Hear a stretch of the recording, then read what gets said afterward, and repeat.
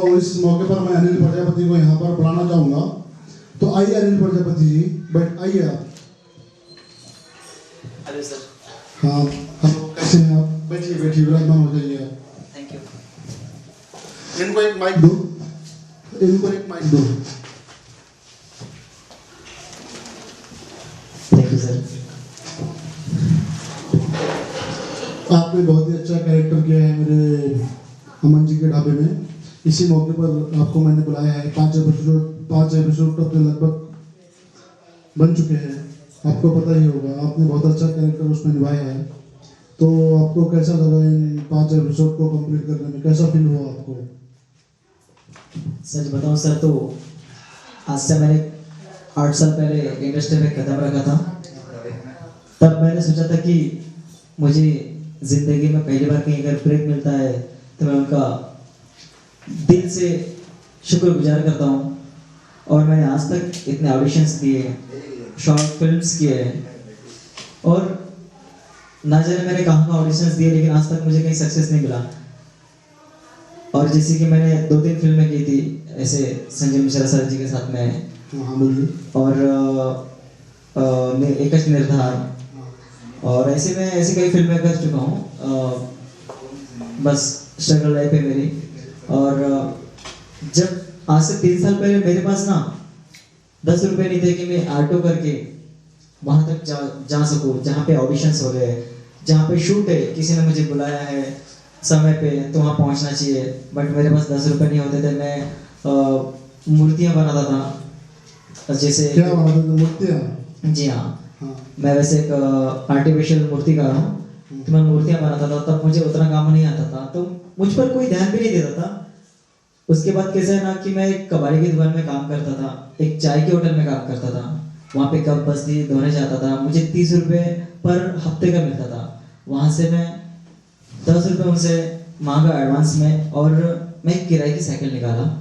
और किराए की साइकिल निकाल कर मैं एक जगह गया जहाँ पे ऑडिशंस चल रहा था। मुझे किसी और दोस्तों ने बताया कि भाई प्रजापति वहाँ पे ऑडिशन चल रहा है, तू ट्राई क्यों नहीं करता, तू बेस्ट आर्टिस्ट है, ऐसा वैसा। उसने मुझे बहुत दिलासा दिया, बहुत समझाया। उसके बाद मैं वहाँ से साइकिल निकाला और चला गया, ऑडिशन दिया। सर ने मुझे चांस दिया, जिनका नाम है अमन भारती। तो आपकी ज़िंदगी बहुत चढ़ उतार रही है। आपकी ज़िंदगी में काफ़ी मुश्किलात आए, तो उस समय आपको कैसा फील होता था? तब आपको काम नहीं मिलता था, यहाँ पर ऑडिशन देने के लिए जाते थे, 10 रुपये नहीं रहते थे आपके पास, और 10 रुपये नहीं रहते थे, और कहीं भी काम करते थे आप। आपने मूर्तियों का जिक्र किया। ये जो मूर्ति रहती है, जैसा कि गणपति है, दुर्गा माता है, उनकी मूर्ति है, उनके आप आर्टिस्ट है ना, उनको निकालते हैं, उनको बनाते हैं। तो कैसा आपको फील होता था जब काम नहीं मिल रहा, जब भी पैसे नहीं, स्ट्रगल करते वक्त कैसा फील होता था आपको?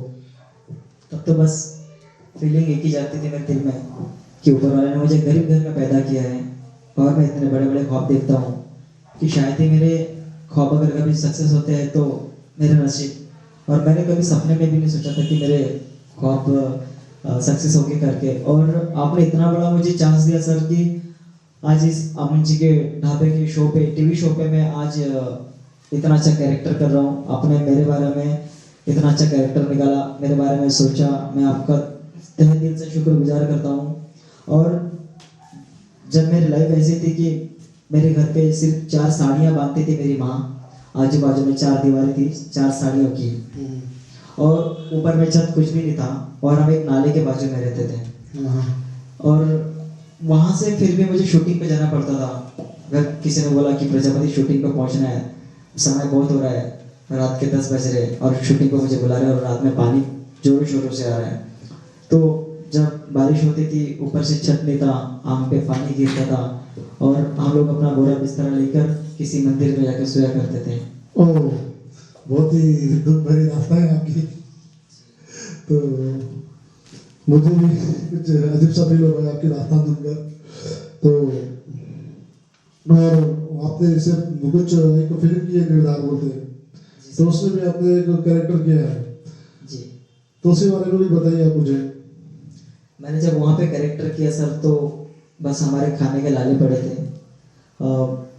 जिनका नाम है डायरेक्टर वो संजय भुजाले सर, उन्होंने मुझे पहला चांस दिया। मेरी इन फीचर की पहली फिल्म थी एकच निर्धार मराठी चित्रपट। उन्होंने मुझे वहाँ पे एक एसआर के मीन्स छोटा शाहरुख का मुझे रोल दिया उन्होंने, और मैंने अपने तरफ से पूरा किया उनको। और वहाँ पे मैंने एक्टिंग प्लस आर्ट सेटिंग का भी काम किया वहाँ पे मैंने। और उसके बाद में सर ने मुझे कहा था कि बेटा यहाँ पे पैसे तो नहीं मिलेंगे बट चांस हम जरूर देते हैं। तो मैंने मेरे खाने पीने की परवाह ना करते हुए मैं वहाँ पे गया। 30 दिन उनके साथ उस फिल्म के शूटिंग पे कंटिन्यू रहा, खाया पिया वहाँ पे आराम से दिन गुजारे। और मैंने जरा भी उम्मीद नहीं रखी थी कि मुझे 5 पैसे मिलेंगे, 5 रुपए मिलेंगे वहाँ से। फिर भी पैकअप के बाद दूसरे दिन मुझे वहाँ से 5,000 रुपये सर ने बख्शिश दिया। संजय भुजाले सर ने? जी सर। ओके।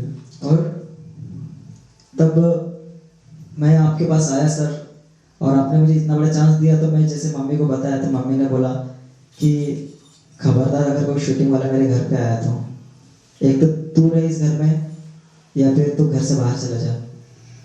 तब मैंने सोच लिया कि मैं अगर इस फील्ड में अगर काम करना चाहता हूँ तो घर वाले की परवाह ना करते हुए मैं अपना घर द्वार सारा छोड़कर मैं इस फील्ड में इन्वॉल्व हुआ। और तब मेरे पास 1 रुपया भी नहीं था।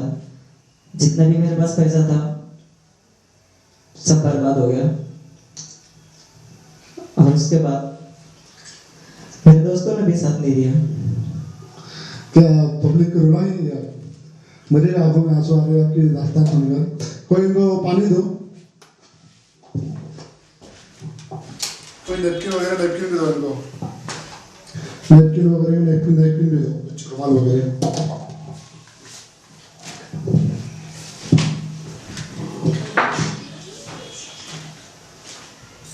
पानी दो इनको, पानी।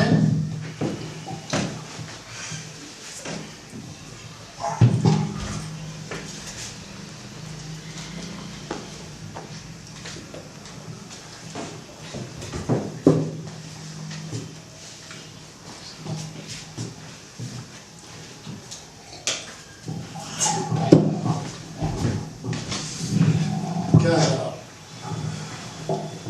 यहाँ पर ही आप सेंटी हो गए हैं। बहुत ही दुख भरी आपकी दास्तान है। और मैं इस बीच सोनू जी का भी शुक्रिया अदा करना चाहूँगा कि उन्होंने मुझे ऐसे दुखी समय पे मुझे बहुत साथ दिया। और सुनीता पाटिल जी। ओके। सुनीता पाटिल जी आपने जो फिल्म में गमला का कैरेक्टर प्ले कर रहे हैं? जी हाँ। आपने तो बहुत 2-3 फिल्मों में काम किया माशाल्लाह। तो मेरे साथ काम करके आपको कैसा फीलिंग हो रहा है? जैसे अमन जी के ढाबे में बहुत अच्छा, बहुत ही प्यारा आपने कैरेक्टर निभाया है मरेला का, तो कैसा फील हो रहा है आपको मेरे साथ काम करके? बहुत अच्छा लग रहा है सर, और ऐसा लग रहा है कि मेरे जीवन के सारे सपने पूरे हो चुके हैं। और मैंने अपने इन फ्यूचर कभी सोचा भी नहीं था कि मेरा भी कभी इंटरव्यू होगा, और आपने इतना बड़ा चांस दिया सर, मेरा इंटरव्यू लिया। और मैं अपने लाइफ के बारे में कभी किसी को जिक्र कर पाऊंगा मैंने नहीं सोचा था, सच में नहीं सोचा था। और शायद आपकी किस्मत में था। मैं तो दरअसल पुणे रहता हूँ, पुणे मुंबई रहता हूँ, फिर भी मैं 700-800 किलोमीटर दूर रहने के बावजूद मैं नागपुर में आया हूँ। नागपुर के कलाकारों को मैंने चांस दिया है अमन जी के ढाबे में। और ये है खुशियाँ प्यार की, एक सीरियल और आई है मेरी, उसमें बहुत सारे लोग कैरेक्टर प्ले कर रहे हैं। तो मैंने नागपुर में कुट कुट के टैलेंट भरा हुआ है, पर नागपुर के लोगों को टैलेंट की कदर नहीं है, टाइमिंग की पाबंदी नहीं है इनमें। तो आप बताइए आपको कैसा फील हुआ? मुझे तो बहुत अच्छा लगा, और फीलिंग्स वही जो होनी चाहिए एक आर्टिस्ट को। और मैं यही चाहता हूँ कि आप हमें ऐसे ही चांस देते रहिए। और मैं ये भी कहना चाहूँगा कि आर्टिस्ट ने सिर्फ अपना किरदार निभाने में अपना किरदार पे फोकस करना चाहिए, और बाकी सारी चीज़ों को इग्नोर करते हुए आगे बढ़ते चले जाना चाहिए। ठीक है, तो कुछ बोलना चाहिए आप? धन्यवाद सर, आपका शुक्रगुजार है। ओके, इनसे मिलकर हमें बहुत ही खुशी हुई है, और इनका इंटरव्यू सुनकर मुझे लगभग रोना आ गया है। इतनी दुख भरी इनकी दास्तान है। चलो ठीक है।